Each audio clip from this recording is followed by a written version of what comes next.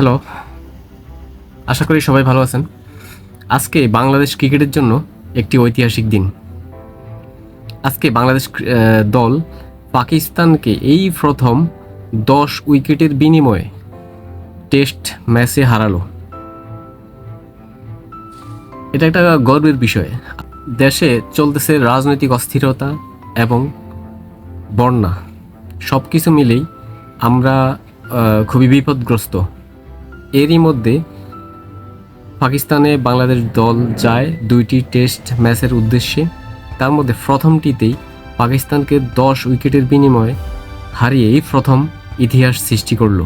বাংলাদেশ দলকে অভিনন্দন জানাচ্ছি। আশা করি নেক্সট ম্যাচেও এই ধরনের ঐতিহাসিক একটা বিজয় আমাদের দল অর্জন করবে।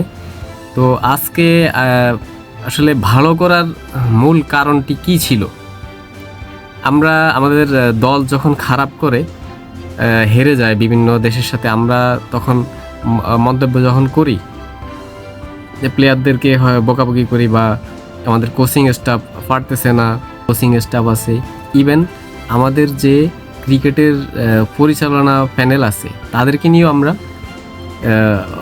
অনেক সমালোচনা করি। সভাপতি ও পারে না বা উনি পারতেছে না, খেলোয়াড়দের সাথে খেলোয়াড়দের সম্পর্ক খারাপ। আসলে মূলত এগুলা কোনো কারণ না। টিম মাঠে খেলার জন্য কেউ কোচিং প্যানেল বা নির্বাচক প্যানেল এর জন্য কখনো দায়ী হতে পারে না। খেলার মাঠে যেই প্লেয়ারের যে দায়িত্ব, সে যদি তার সঠিকটা দিতে পারে, ম্যাচ হেরে গেলেও যেই প্লেয়ার যেই পজিশনে খেলতেছে তার দায়িত্ব যদি সে ঠিকভাবে পালন করে, তার রেজাল্ট খুবই ভালো আসবে। হেরে গেলেও খেলাটা প্রতিযোগিতামূলক হবে।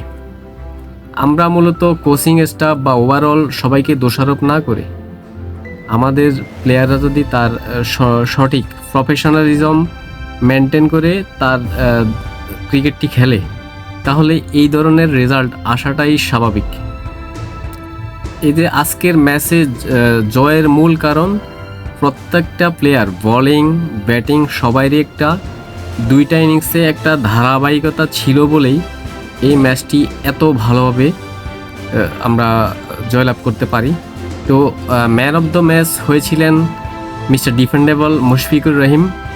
আমরা তার উপরে অলওয়েজ ডিফেন্ড করি, আর তার রেজাল্ট তিনি আজকে দিয়েছেন। তিনি 191 রান করেন 341 বল খেলে। তার এই ব্যাটিংয়ের প্রথম ইনিংসে তিনি তার ক্যারিয়ারের 11তম সেঞ্চুরি তুলে নেন। টেস্ট ক্যারিয়ারে তিনি 11তম সেঞ্চুরি প্রথম ইনিংসে তুলে নেন। তো এটা হচ্ছে ম্যাচ জয়ের একটি গুরুত্বপূর্ণ টার্নিং পয়েন্ট। চলুন আমরা একটু ডিটেলস দেখে আসি। পাকিস্তান প্রথমে ব্যাট করে 448 রান 6 উইকেটে ডিক্লেয়ার করে দিয়েছিল। পরবর্তীতে বাংলাদেশ ব্যাটিংয়ে আসে 565 রান। পরবর্তীতে পাকিস্তান যখন তাদের সেকেন্ড ইনিংস শুরু করে, তখনই তারা ব্যাটিং বিপর্যয়ে পড়ে যায়। ওই ব্যাটিং বিপর্যয় পরবর্তী দিনেও তারা কাভার করতে পারে নাই। আমরা ভেবেছিলাম যে পাকিস্তান অ্যাটলিস্ট 100 অথবা 80 রানও করলে বাংলাদেশের জন্য বিপর্যয় হতে পারে। বাংলাদেশ হয়তো ম্যাচটি ড্র হতে পারে বা বাংলাদেশ হেরেও যেতে পারে, এরকম একটা পরিস্থিতি আমরা ভাবছিলাম। কিন্তু বাংলাদেশের স্পিন ডিপার্টমেন্ট অনেক ভালো করেছে।